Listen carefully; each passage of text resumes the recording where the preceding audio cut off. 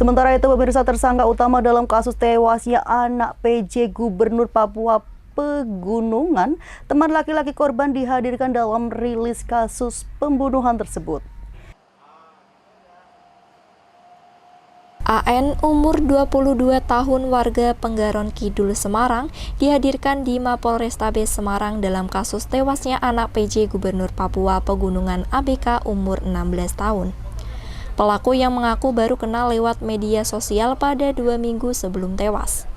Pelaku yang berhasil ditangkap di kamar kosnya itu mengaku mengenal korban dari media sosial pada tanggal 3 Mei lalu.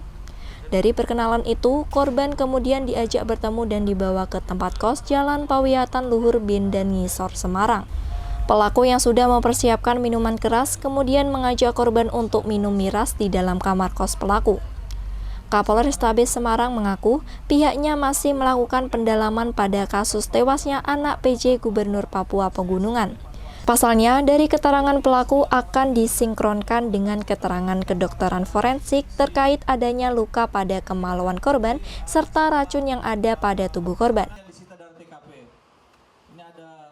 Pada siang hari ini, kita akan merilis kasus kekerasan terhadap anak yang menyebabkan meninggal dunia yang terjadi pada hari Kamis tanggal 18 Mei 2023 sekitar pukul 15.30 sore hari yang lalu.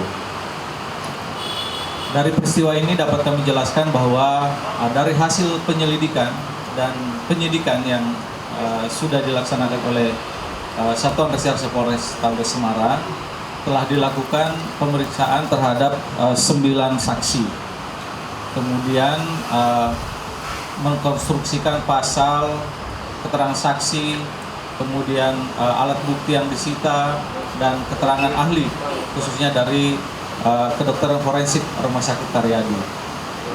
Kawan-kawan, hari ini tersangka sudah bisa kita hadirkan dengan inisial AN, umur 22 tahun.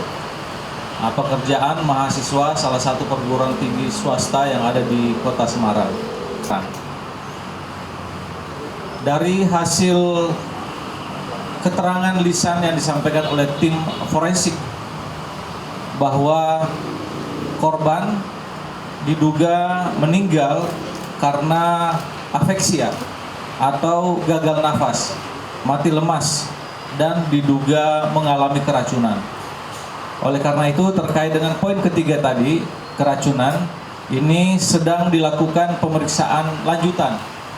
Ada 3 item, yakni pemeriksaan mikrobiologi, kemudian patologi anatomi, dan toksiologi.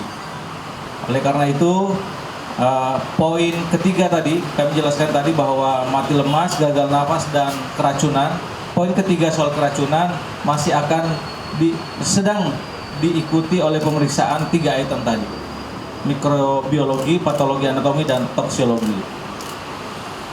Itu kira-kira secara umum atas inisial AB umur 16 tahun yang terjadi 4 hari yang lalu.